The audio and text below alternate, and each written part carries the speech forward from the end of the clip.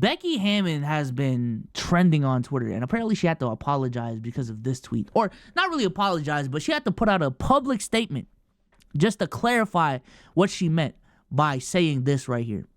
And she said this on ESPN. If your best player is small, you're not winning.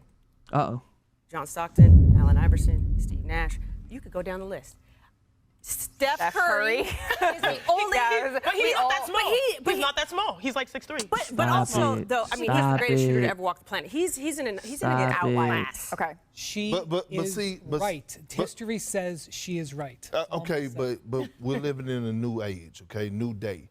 And here's the thing. This is coming from a big man. When we think about Jalen Brunson, we got to ask ourselves, what tier do we put him in, right? Because every single time I see him get between those lines and it's time for him to match up against other superstars across the floor, he give them that work and he stand on business. Now, do the results come out as a win when it comes down to the Knicks overall? But hold on. Stay with me. Let him cook. Let him cook. I watched him go into Phoenix a couple weeks and hand them 50. Right. I watched him come down. Right after that, I watched him bounce back, come to L.A. and give them a solid 29. Right. When we watched that series last year, Jalen Brunson against the Miami Heat before they were eliminated, he was going back and forth with Jimmy Butler.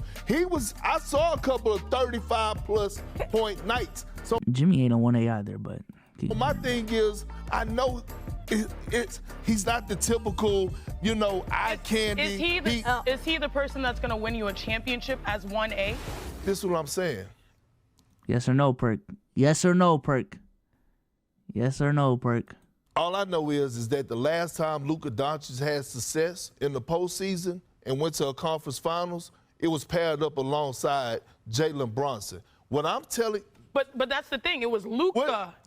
Yo, Becky Hammon's face. The fuck? And Jalen. It was a combo because Jalen had his moments in there as well. I think that's all that Becky is asking for is a as combo. somebody who used to drop buckets as a small person. That's what I was trying to remind you. Right. As a person that used to get some buckets. Right. I'm saying this as a small person. This is a game that W gatekeep. big and bold and it favors that God-given thing. Persian for the 100 bits. All I know is Trae Young ain't getting a ring anytime soon. IRL or in the 2K League, suck a fat one boot. Why? Here you go. And I love Jalen Brunson. But you're going to put him on the level of a 1A. You're putting him with Giannis, KD, Jason Steph. Tatum. I'll tell you what level are we putting Donovan Mitchell at? What level do we put Devin Booker at? Well, and how is Donovan Mitchell won in the biggest moments? What you Thank mean? you. What biggest moments? What biggest moments? Well, what biggest moments has Donovan Mitchell? Why is Kendrick Perkins pressing him? I haven't seen a full clip. Why is he pressing him like this? Like, what the fuck? Let me ask you this. Okay, but let me ask you this. What's the furthest Donovan Mitchell ever advanced in the postseason? I believe the second round. Okay, Jalen Brunson went to a Western Conference Finals. Okay. Jalen Brunson went to the Knicks, beat Donovan Mitchell when he played the Cavs last season, and then came back and lost to the Heat, who went on to knock off not only Giannis before they met up with the Knicks, but they went to knock down the Boston Celtics. But Jalen Brunson did his thing. R.J. Barrett and Julius Randle was not. So are you saying that he's a one in the NBA? All I'm saying is we got to stop looking at him and saying he doesn't fit the criteria of actually being a 1A. I understand he has a whack. 77 years of basketball in the NBA. I understand. And it's not a knock. It's not a He knock is on actually Brunson. mad. It's the way things are currently constructed. Okay, if you swap the two, since everybody said, oh, the Knicks need a superstar. The Knicks need this. If Dame was in Jalen Brunson's shoes, would the Knicks be better? Dame's not a 1A either. Oh my God, Perk. Perk is being so obtuse, it's crazy. Oh my God. No. If Donovan Mitchell was in Jalen Brunson's shoes, would the Knicks be better? Hell no. So why are we not putting him in that caliber? But are we? Please, bro. Please. Yeah, And I know Spaghettini's in the chat right now. Wait, Dame's not a 1A? No, he's not, bro. Please. There's a clear hierarchy on that team right now. Giannis and Dame. Giannis and Dame. Please stop, bro. Please. Dame is a 1A? Stop. Stop, bro. Stop. And I don't want to make this about Dame. I don't want to make this about Dame. But I think it's important to, because this reminds me of the Steph Curry conversation too that Kenny Smith was having. There's levels to this. There just is. That's all the conversation is about. There's levels to this. There are a lot of players in NBA history who can be a number one option. Out of those players, there's a select few that could be a number one option on perennial playoff teams. Out of those, there's a select few that can be a number one option on a team that can make it to the finals. Out of those, there's a select few that can be the number one option and be the best player on a championship winning team. And what Becky was saying was that Jalen Brunson he's just not that guy, which is fine. Still a great player. I would even argue he's having an all-NBA caliber season this year. Jalen Brunson is going off. And for those who do not know what Jalen Brunson is putting up this year, I am surprised the numbers haven't regressed yet. But Jalen Brunson so far is averaging 26 points, 6 assists, 4 rebounds, 48% from the field, 46% from three is the thing that really surprises me. 46 is crazy. And 80% from the line. So this is not disrespect at Jalen Brunson. But Jalen Brunson is not, cannot, and most likely will not ever be the best player on a championship level team. Championship winning team, excuse me, because I need to be specific about my wording in this discussion. Jalen Brunson cannot be the best player on a championship winning team and will probably not be that. And that's fine. And that's fine. Can he be a number two? A clear number two? Yes. Yes, I think he can. The same way Chris Middleton, the same way Drew Holiday was a number two on a championship winning team. The same way whoever you want to view was a number two on the 2022 Warriors was a number two on a championship winning team. The same way, I don't know, Kyrie was a number two on a championship winning team. The same way, Jason Terry. The same way, a lot of these dudes that were number two on a championship winning team. I think Jalen Brunson can be that. But just historically speaking, out of the teams who win a championship, you can name in your hand how many of those dudes were short, relative to the NBA, short point guards, period. Let's get it. Shout out to Rich Samurai for the two months. Appreciate you. And those, I'll name them right now. Stephen Curry, Isaiah Thomas. You would have to argue a guy like Jerry West. You would have to go deep in your bag and talk about Dennis Johnson. You would have to count Chauncey Billups as the best player on the Detroit Pistons. Like, these are the reaches that you would have to do. And even if you count them up, I don't even think you get to 10. Out of the NBA's history of 80 years? And even with Steph Curry, let's keep it a buck.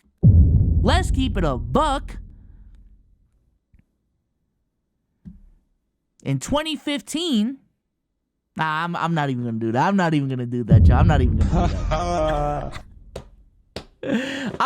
I'm just saying, even for the people I name, there's asterisks that you can reach for. You know what I'm saying? But regardless, I'm not even going to go and be that nasty. No,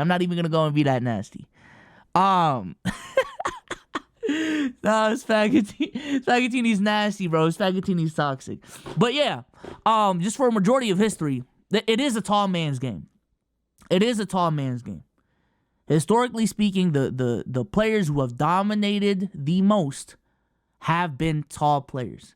It wasn't too long ago, and this is what actually made Jordan special in the 90s. People didn't think you can win with a guard leading your team, period. Period. Right? Especially if you didn't have a dominant big.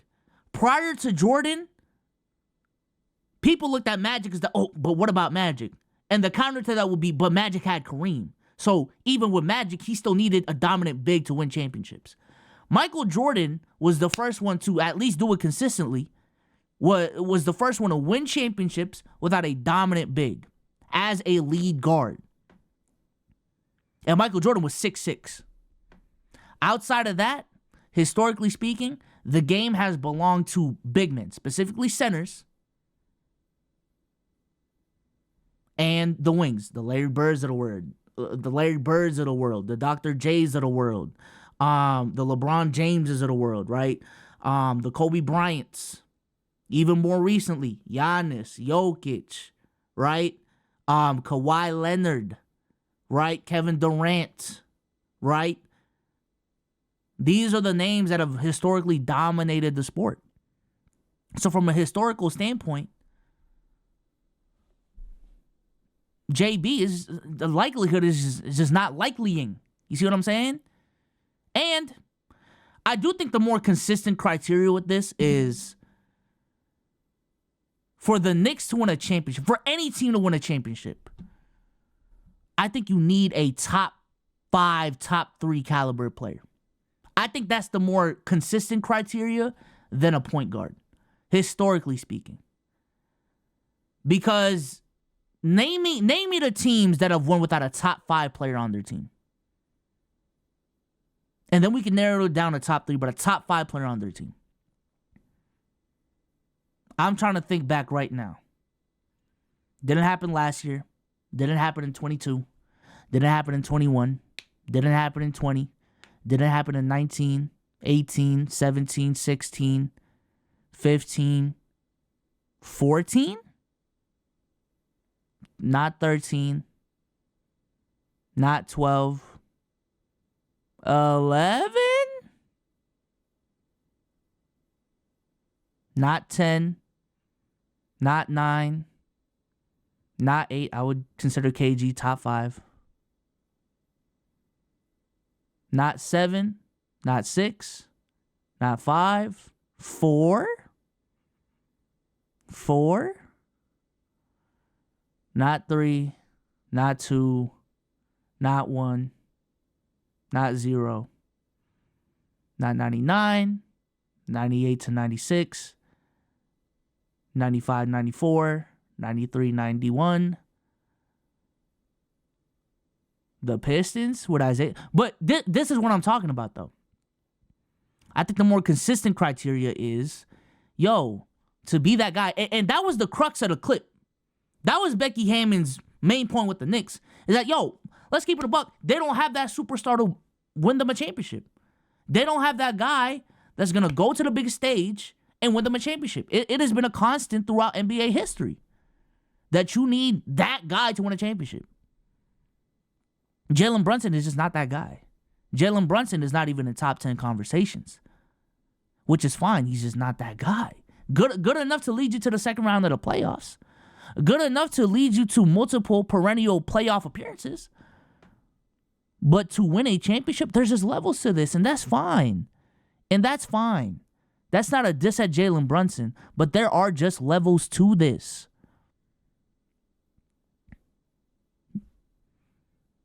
That's ultimately that's ultimately what it is. I genuinely think, and as much as dominant as the Celtics have been looking like this year, if there is one thing that's going to hold that team back from being a championship winning team, I genuinely think it's that. Porzingis, Brown, Drew Holiday, Derek White, all of these dudes can play as consistent as they can, but if that man at the top is not on his A game, if that man at the top is not playing at a top 5 caliber level, If he's just putting up 20, 25, 9, and 4, I'm sorry, Tatum. That's not cutting it. That's not cutting it. I'm sorry. That's just, listen, you need to be a special player to lead a team to a championship, and that's not cutting it.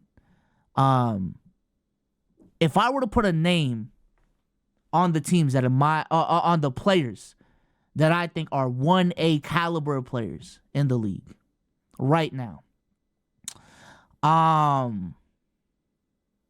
Curry. He proved it 2 years ago. I think he's not too far removed from that player. Giannis. Shout out to Nate Dynasty for a bit. Jokic. That's 3. LeBron is weird. LeBron is weird at this point. But if you want to count LeBron, I'm not too mad at it.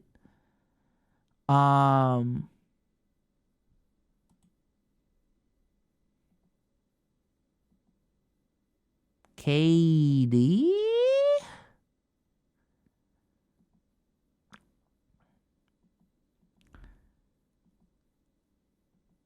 KD?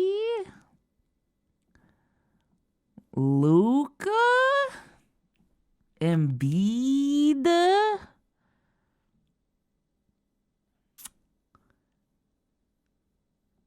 I think there's a tier where outside of KD, the production says yes, but the track record says no, right? So the reason why I didn't start it with Giannis, Luka, and Curry is because, okay, the production says that, they can be a number 1 option on championship level teams, and they have also made that, and they've also won. But once you get into Embiid, Luka, and KD's the asterisk in that group. Then it's like, and Tatum. I might include Tatum in that group.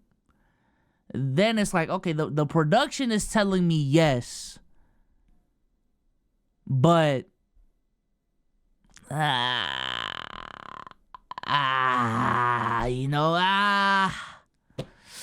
just haven't done it. You just haven't done it, so you're going to have to prove to me that you can.